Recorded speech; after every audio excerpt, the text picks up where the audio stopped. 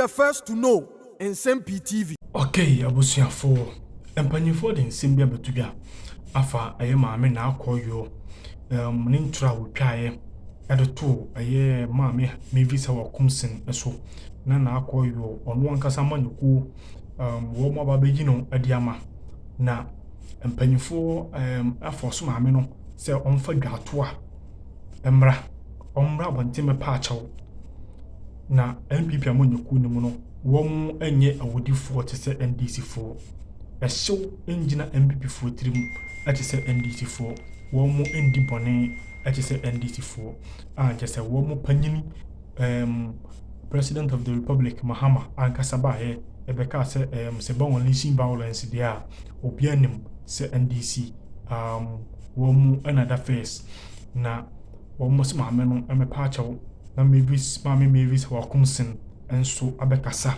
na watcher say odanyame ase se Nyankopon ayi no adi afrim entra maame Naa Koryoo bitwato so na impono wo musa wo ono no Mavis wakumsen ne basikan anka wo muku no adi ama no like say ensem bebre na maame Mavis wakumsen enso adi betudwa abra wo mu ewie na wo ka say Naa Koryoo abepa achaw mumi won tie mpanyufo nsema wo mo de betudwa efas assembly ho kabo hey ewo amanyosemu a wotra amanyosemu wini besuapon no emu ye friend Dr. Bernard Tutubwa he ene ka sai wosi ade a enye na enye pepe wosi di pei wo ka magana di hye nyina da tibise mbrahye bedwane a wogina wode ma omanfo wo awutu senya east abato ompesu aso Phyllis Naa Koryoo Mami watu anamu bia ye wanye ni ye kura ni nyina da ene se embre bia atwa mami de beto monten se mami ano ye mbrahye bedwane a wono betu no Mavis awakumse mami ye ne de ba ha boy bi peso wajeje mo fa ba bia no tata no amo ahwe kura no waje ne nkwa ade afiri ne nsem na embre ye to ababia asem wo isi ye mfie mpinu ne aduonu na ye to ababia ye no na aban se wo ba ye hwehwemu basa ye kunsum papa mu a ekoso wojam ye chi wo manfo dufu bi bebi to anana mo nse adu na ebi pra no wo ba ye hwehwemu dia fa wonto so afo wo no e na hwe bambo won nsem so e wo mamu be yank wo no nya hwehwemu no emfa ho mu ntaka mu brek e mo panyini wone badwaku wo mo tie wo mo de yose yo afei na panyifo de ho nkrata ba monten wo so afo friends and trofo de nsem to dwasa sansa fa de wo de kire na de different na rokwa wo ne kokko no mo so eti hwemu mo ye no ehun susu so nyina da wo de betudwa ama Ghana di hye nyina da ahunu bi na ebra wo kasa no ba ba kire mu se Ghana fo be kai a ensem ama me Phyllis Naa Koryoo ebeka ye no wo moto wo nsa frɛ no so wo medi mu adanse wo ba ya wo so ka no watra nto mu ntie no watra na bibi se asi no asobu de je se Ghana fo te enti asem ne ba monten na ne wo mafo we hu kasa kire yi nom ne ade na Dr. Bernard Tutubwa he ba monten se maame na mo na wo tu ye ne de wantwa ni ye esanse hwe asem bi wo ese chame ya no asem bi wo ese nana no wo na ansem na wo ka na no den eti se ne pa wo sai betwa U10 wo betwa kokoni fa ba beka so asem na wo ka na di wo kana na abro akokotwa wo boa wo se maame no wa mo ne homoden wo ho ya ne du baby akwa uni among your phone provocating some people in the fighting for power and authority you be say or to me na or the back no kana no be we na investigation akoko pie mo no na ni masemu say ya butututu ebi mu kura ka so mu beku no eno me na sefo ono afi de ono akoko dina ho no na wa hu say the 2 minutes dia ba ma men kan kura no pre we akoba ni say wa wa sitafo ni na hu say di mu pie akoko ba say ubeku ni pa kura na ade aditunya obeye ubese nipa na ade aditunya obeye ubegu nipa enuma na ade aditunya na so obeye na before the car actually lumba kwade to no osi mi afi wo sere edi aye de man ele mu mina so edi aye de man ni mina won sabeka be mo mu ye hin na dia su de bere ebebere enti ye no eni ono nko seven credit asa ni ono nko before ni de ni na mpo apaso de ni ono nko enti wo hu se do ye ni nya o fa che o pre mood enfa nkonkoma ha commission ene MPP ko no we de eni obi na cost na no kasa ma no no nti opanyine kotie ni obi a wabepeye e wa manwosem a wo kira manwosem e wo wini besuapon no mu Dr. Bernard tutubu ahena atreye se wo kirem se asem no se de esi akwaye ne de chawpa ne bom wo ho wamra na ja wasi aboa no wasmaka na so menwe wonfa chawpa embre Ghana de hye na asemi ene ase duadua mu odia e wo de esi na betri so han ye kekafu na keka de madam pan ye kan so bo ni nyina da maame Naa Koryoo wo kyekere ye te se boa te se kentenku nipa wo de bo no ye maame Mavis awakumsi eti enko na kache ne ne ntwetwe nkomonti ne dwa so nsem dwumadi so ene oba monte so oba bedware no fi woni pam oba beka ama Ghana de hye nyina da tibi ye fantu so ne manenye ho na se kaka wonya me be kire wo se wedi awurade na adi na semama no na Naa Koryoo de na asem nya de obeka essence wo no kura wo hu na no osuro no me bompa yesema wo bia isia politician bi te say Naa Koryoo wo ko contest na wo sia wo bi te say Naa Koryoo ene yesa wo so na yi 2020 ni gina yi enti me oma ko yi 2024 me say enye hye na wa wo me ba sekan na ka opese wo ku me ba no me ni me amaye no and it's like she was able to instigate her people so when na be nya time kese bi ma me ne me ba no nya time kese bi ma me ne me ba no enye nyame na be mu a sekan yi omo wo me be me say di akwara no ko so te say ka nkakwala na abranti ama wo na tete no for 33 years na pese wo chini nkwa fini nsemusa 33 years na wo chini nkwa fini nsemusa akwala yo to wonu ni na ye pe wo ni akwala ni age ye pe eti se wo obi ku eji wo fu ma mi nsemu ebe wo ma me na pese wo ku me ba anye ye no asaba de chant to atom so say ye fa me ko pu ami da yamia sa de no ankoya ankwa so prison ni me say ni aka no nyankopon oba vindicate eni ayekoti ye kanembra shebedwani ana ogina ho edema omanfo wo awutu sanya east abato empesua so maame a wakumse no no na otese wode samutu dwa sanyame a sabe wo hwane ayi kwatafo edokono ma no wono na beka na sem edi ama no na anu akire yi ena wo kirem se wota wakwadu anu ayi ni mirika abo preko wuta na anu ayi na topa wo panyini muntaka mubarak wasaba so bode dodo nka yobi a ankono ane de hye omo amanyokuo mu nka watwekuntu di akata so di na nka wo no ho ban na so die wadi no kra a eso nyame ni kata mediti no na mechie meni so woni nyame waya mame ya esaye meni je say at the end of the day are they vindicated say enye me our kumsi ena ntra Koryoo etwato me so no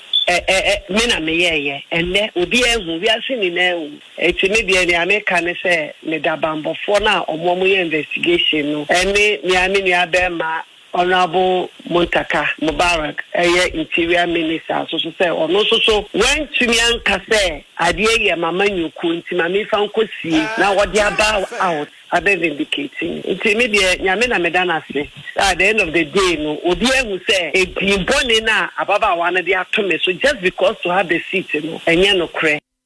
Wachami ani masam ka wasena na wasuma kane awutu senya east emrashebedwani ma me hawakumsin eno no na ye ko Kasoa ne potamu wamafo bi ohone yase momrashebedwani a watwamu ene mrashebedwani a woteso na ja wotwe da wuro no ensam no mudi mani ade acha mu ne sen obepa Ghana fo nyina acho na obepa Kasoa fo nso nyina de echo na yo no so ye gini tum se oyempi wo Kasoa se wa me pacho dia edu abato a enya de obi betimi ato abaye den ama no san se wo MP na otwanto etu unyonko so a ebe de na yehu se wo bebu Kasoa ha ye na no kra na dedi na Koryoo hu se ade oye no anya ni ye dia ene wa sa mpaga na fo nyina acho ese ye ma me no ono ye obatan ena odonipa iti onye sa de no the SCD deal ena ne ka se the SCD deal was say nko be pacho but chop na en say your force ni pa say o me pacho nti onu anka se hwe ni mu no hu say de wayi wa Kasoa fo bone since your original Kasoa name or Parliament is so who so Kasoa for bone nti o say me na me pa Kasoa for chel dia Kasoa so e ready say e be gina tu na obe ye chop na eden abrey e ready onu ankasa Honorable Mavis Hawakumsin on the Interior Minister's revelations on the Kasoa shooting incident. I have taken note of recent revelations by the Honorable Minister for the Interior, Honorable Muntaka Mubarak, regarding the findings of investigations into election-related violence, including the tragic incident at Kasoa. The minister's report confirms that 21 suspects have been identified that there were clear breaches of discipline by some security officers, and the use of firearms in certain situations was unjustified. These findings affirm what I have consistently maintained, that the Kasoa incident was the result of security lapses and institutional failures, not the actions or instigations of any individual. For years, I endured harsh and unfair public attacks. I was branded violent, reckless, and unfit for office through sensational and misleading headlines. The judgment was swift and painful. Today, the Interior Minister's findings have vindicated me, confirming that the violence was not directed by me, but stemmed from broader systemic failures in election security coordination. The unjustified accusations and intense vilification I faced even led to my assault during the rerun of 19 police stations in Ablekuma North, where I had gone peacefully to monitor proceedings. That experience remains one of the darkest moments of my public life, a reminder of how false narratives can destroy reputations and endanger lives. While I take no delight in revisiting these painful experiences, I extend my deepest sympathies to the families of all victims of electoral violence. Their loss must be our national lesson. I fully support the Interior Minister's recommendations, including compensation for victims, enhanced police training, the use of non-lethal crowd control tools, and the discontinuation of military involvement in election crowd control operations. It continues, I call on all Ghanaians, especially political actors and the media, to exercise calm, reflection, and responsibility. Let us avoid misinformation, incitement, and divisive rhetoric. This moment calls not for blame, but for introspection, justice, and national unity. May this truth restore faith in our institutions and strengthen our democracy. Let us all pledge that never again should political competition lead to the loss of Ghanaian lives. And is signed, Honorable Mavis Hawa Kumsin. Kofa, Nsem-Pii, Naa Koryoo, or Member of Parliament, which I'm expecting that she'll come to apologize to Ghanaians for that shameful act. That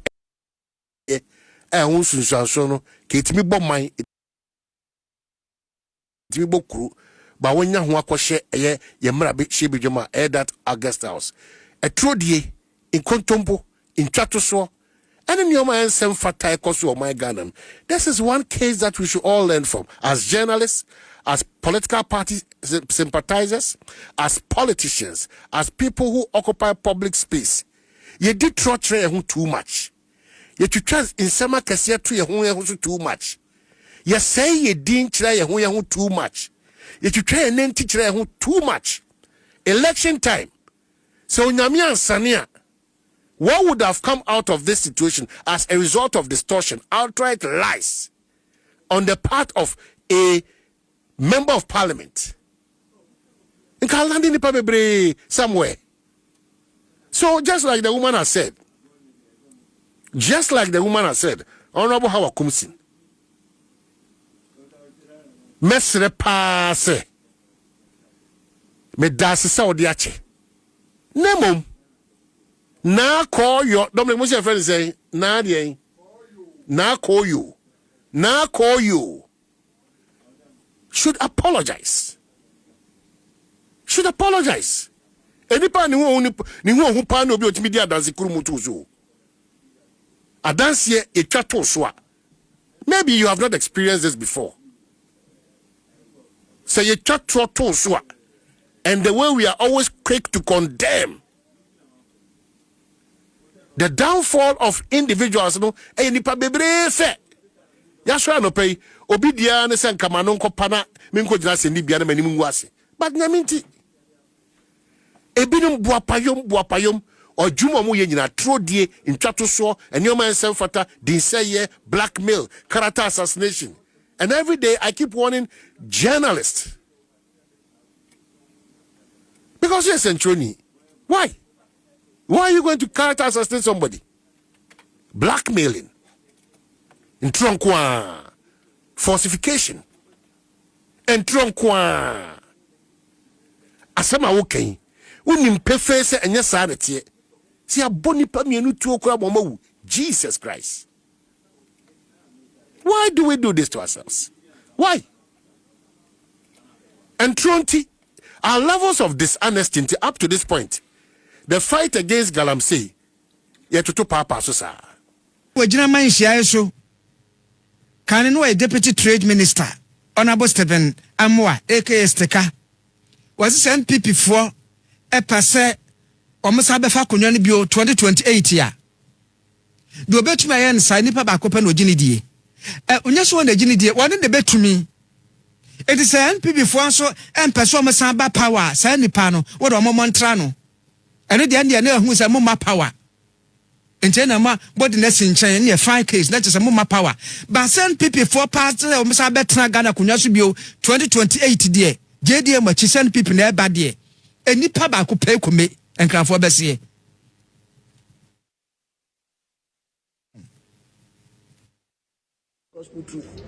No be our bida. Najuma ba kwasi si obebi. When we import this electricity, the whole Ghana is going to improve electricity. This is a Greek for the station. And the Fed direct jobs are PEM. No be say for president dia. Mini abeba. And no president dia nyuma de baba de CNT. Now Kennedy is the only candidate. Then this was or specific policy for the MPP activists and the executives. Polling station is uncle. Was it charity begins at home? Or policy for frame you was offering Ken's grassroots welfare policy. Obi be brand people we say ya kwan fi akopim go. MPP for me masons, carpenters, laborers you be anya bi. Can so anya sa. Can say and even now wo ma to aba no we MP ntimi influence wo. And say ga me constituency ka Kennedy benya 100. Or me constituency they love me ndim to. O head mama ya ma constituency. But obi o am secretary. When any me be abo me di kro no be ko. But we DMD. A phone for no and from an airborne, and yet the woman chrome in Memphis in the cranny. It is a trend. Kennedy win here, and yet and I'm exactly we are choose a black stack of border. I bet the pale what is saying. Tony Abu Amobi, yes, you woo. At the end of the day, even players on the pitch, says the care support to work as easy. My young people, a good 30 years, almost every region, more boys and train more bombing, and in Tiumia Kennedy. Na wafans was about the same. A young cabomu. Well, because someone people may ya with there. Well, because one people may ya with there. Woman yan cambum, no munan from Begina, Kennedy or Nedja Poetry. Na includiano, and ya memre. We are coming together. Anointing and I see a two. So we are regional executive. Now be an appropriate to be at. And then also we near do buo and one penny for Nanado, Papa Uso and Kama, Hakmanum, Dr. Nanenum. MPP should begin to rethink about these things. Because I'm paying for when we know there's something wrong somewhere. I said you poor woman, whom we now on board, yet you a party. Near a 10-year neighbors, and you can never a phone. Who told you that? About your own to me, president? Who told you that Kennedy went? Who told you that? A bitch wanting me a president. Come let Japan, Brian Champon. Me make my very good president. I can be one of the best presidents on the continent of Africa. But the we are say, I am rare. Yankupon the Yinipa. And yet the over to me, I am. Yankupon Fred Gideon. Yankupon Fred Gideon. Gideon say, Radis Ray, my busia and a shy mumu. Sabusia, I mean, a shy mummy. Yankupon say, the one I will use. Now, never saw it will be a Juma. And yet propaganda near 10 years. Peter Uchobiaso, and from yes, Yankupon see the rock on which I built my church. Moses, or committed murder. David, when you come, will be cool. Sinyamisu, you will be. Was he takes the foolishness of the world to shame the wise. And mirror way, dear, this is a winning song. And I wouldn't any. And I was a day for when I see what song. Canadian Japan, the baby out. Then I want to know now about. O say, ye, Kennedy, o say, ye, Kennedy. Hey, honorable nanua te papa edi pas manua wo honorable sticker one wa kan say ya watchu ene watchu ene wa atwumutu amraso badwane ojirama enhia so no na ono na eye kane so ene amraso badwane ojirama Tano South e wa NDC dinimu no nukuro ya nso wasan eye ranking member ewo energy committee yo we ranking member ewo energy committee no so eye honorable Charles Asiedu was support Omanhene John Dramani Mahama pa ewo Ghana prisons a wodom be yakua adwuma no na ya san tete wo mo no of aso na senti of aso ni enti sa reforms na Mampanyi Mahama ka ho asem say ompese link the prison industry to the 24-hour economy ene Mampanyi Mahama bo hu de roche Ghana for a ma Ghana for dodo na agina so de 2 hour man no me de misu say omuhyemu kena eyade a ebeboa oman Ghana because prison no kame akwa say de obi ko prison no na so pie ba instead so obi pie ba na prison no are refining no like prison na man suban a ode ko ho na asesa no obi pie ba no no asa ko fa suban bi kura ho no mo a eno kura de chain de na oti ansa no ko prison no recidivist unim say recently and you say nkofo mo ye mobile money fraud no dodo na free prisons na eba onsuro he dodo na free prisons omo ye no prison in fact dodo na free prisons na eba omo ye no be da ho and I know minya akwanya tie friend say ex convict yeah sanam kan ex convict yeah and never cause prison ho no